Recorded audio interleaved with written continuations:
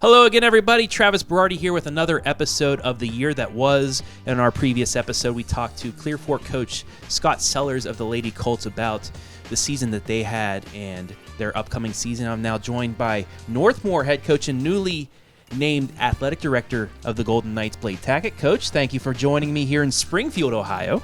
Yeah, man. Thanks for making the trip down. Yeah, this is a pretty cool experience. I got to do this with them a couple years ago when I worked for the Four Letter Network.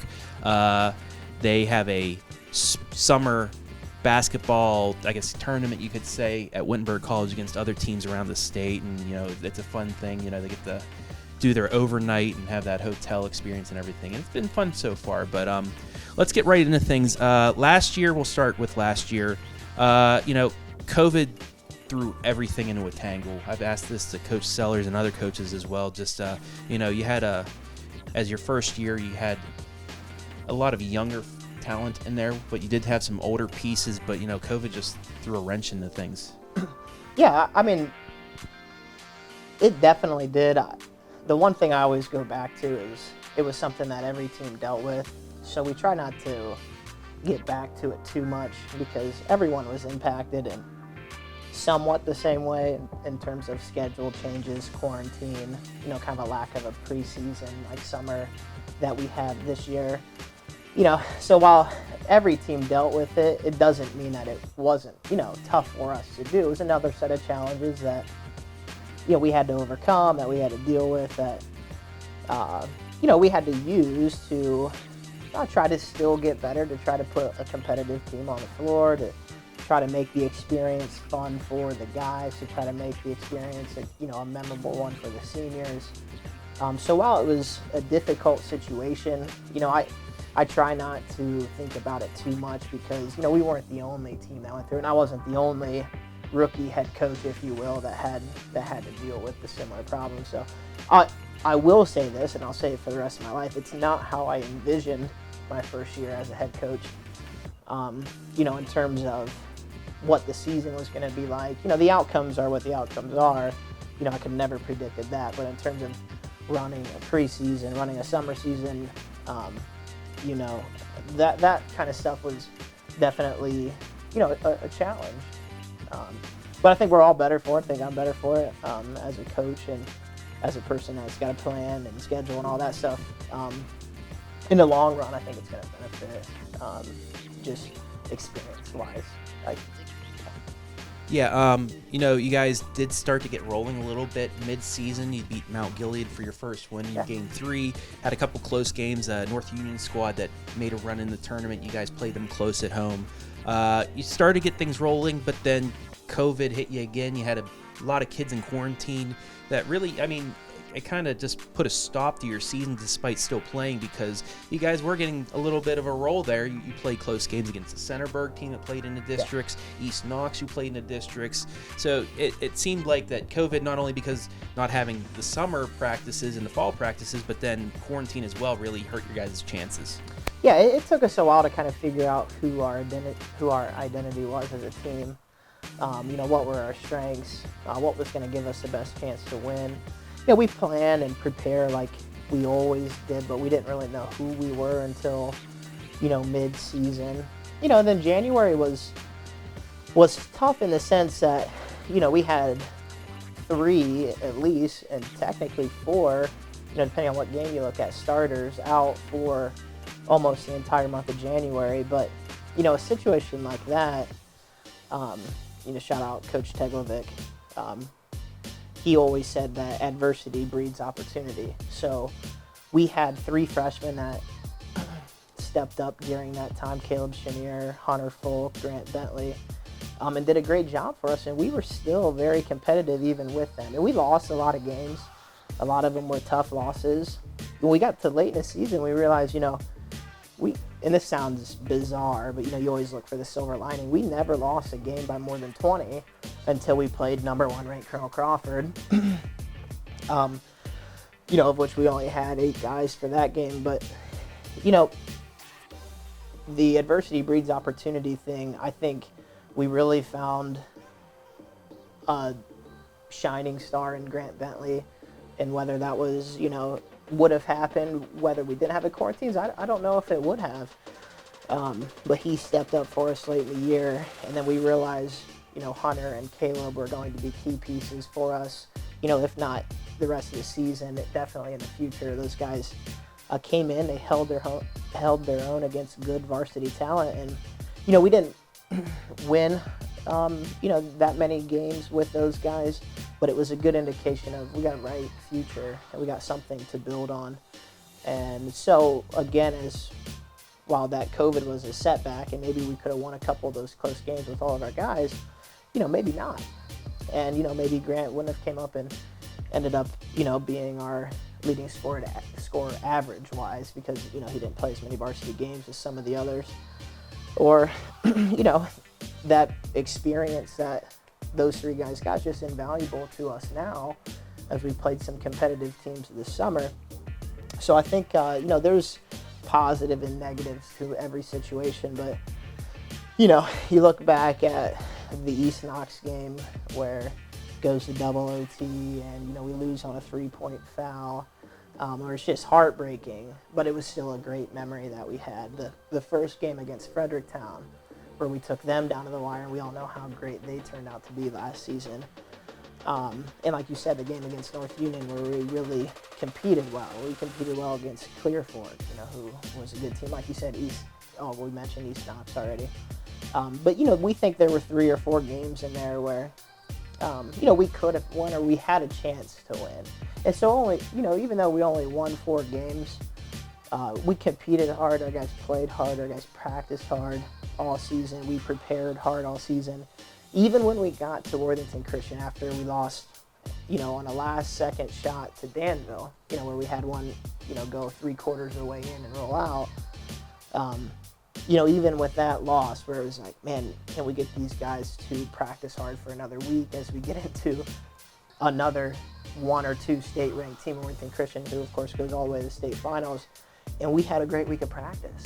I mean, it was just a bizarre feeling, but it's kind of what we've come to expect from Northmor, where just when you think you could count us out or we're down and out or we're like, maybe our guys are going to pack it in for the year, it never happened.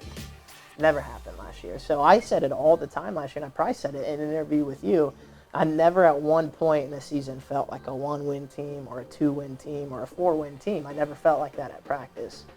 And I think we're really lucky to have kids that, are going to play hard and do the right things no matter the situation. And, Worthington Christian, of course, ended up being a 30 or 40-point loss, but, it was 10-4 after the first quarter as the game plan worked for, a quarter and a half, but, eventually their talent was just too overwhelming. But, in the end, you look back and there's a lot of learning there, and I think that's the most important part, is that no matter what, me, Coach Maddox knows me, the staff knows me, the guys know me, I'm just not a negative person. I'm going to find a positive in any situation. You're a Ted Lasso. Yeah, I like to compare myself to Ted Lasso, but yeah, I'm gonna find the positivity. I'm gonna find the silver lining in about every situation, because I think that if we continue to do the right things consistently, we'll get the outcomes we want on game nights.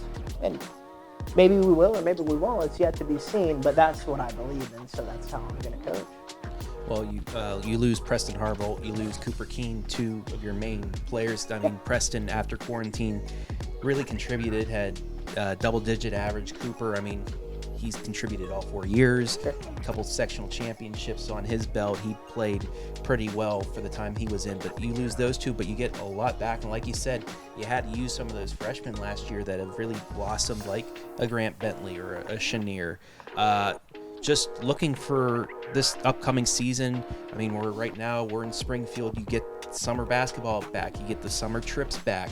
You get to actually put in your whole summer schedule. How important is this season coming up, knowing that you have this full roster that's had some quality playing time? Yeah, I got to give a lot of credit to our players, because we had a good chunk of players that didn't play baseball, and I'll give another shout out to our baseball team who had a great season. They did.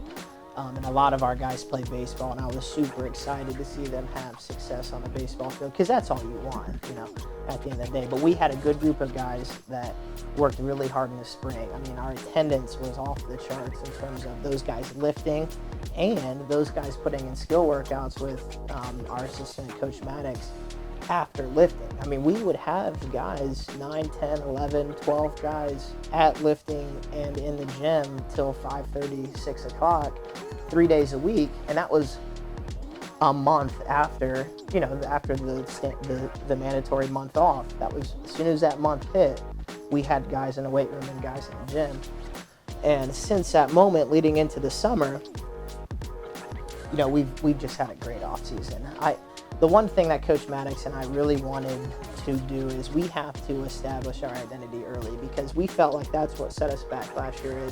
And that's not a fault to the players either. That's more of a fault of the coaches, where we had to get better. Is we have to establish who are we going to be.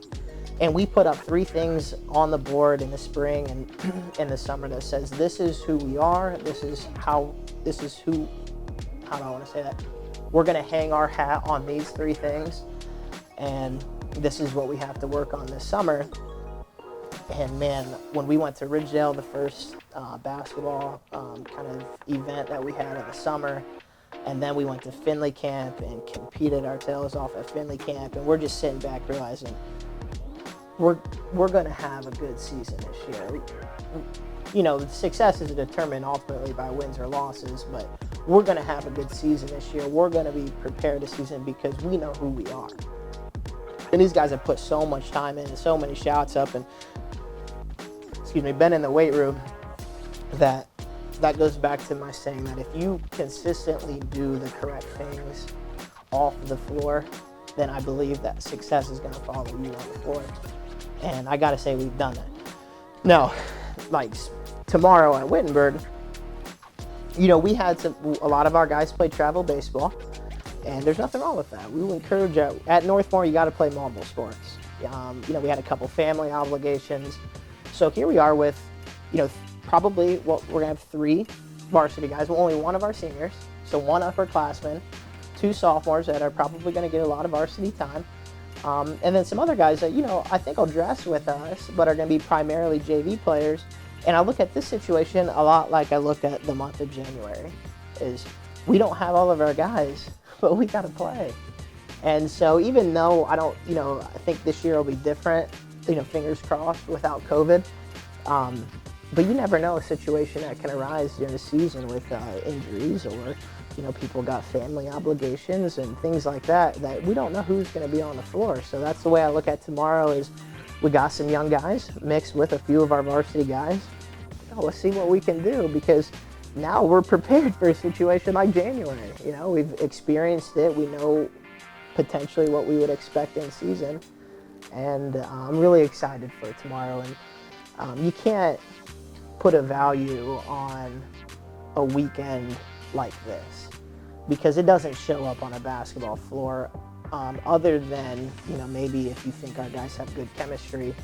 Chemistry, I think, is established in situations like this, where we go out to B-dubs and half of our team eats a hot pepper wing or whatever, ghost pepper sauce, and some guys are in tears, some guys aren't affected by it, but it's a fun story to go home with. We're at a hotel together, and then we're going to go compete tomorrow together. And to me, it's an experience that the guys will talk about, for, if not a lot of years, for a long time. Or maybe they'll tell their kids about it, or maybe, if things work out how Coach Maddox and I want them to, maybe one day we'll be bringing their kids back to Wittenberg and Springfield, and we'll be talking about when we had them with us. So I think this kind of thing is invaluable, and it's a nice way. Credit to Coach Ruth. It's something he established, where this was kind of always the last thing we did in the summer. A team bonding experience and a chance to play basketball. And I'm really excited for that tomorrow.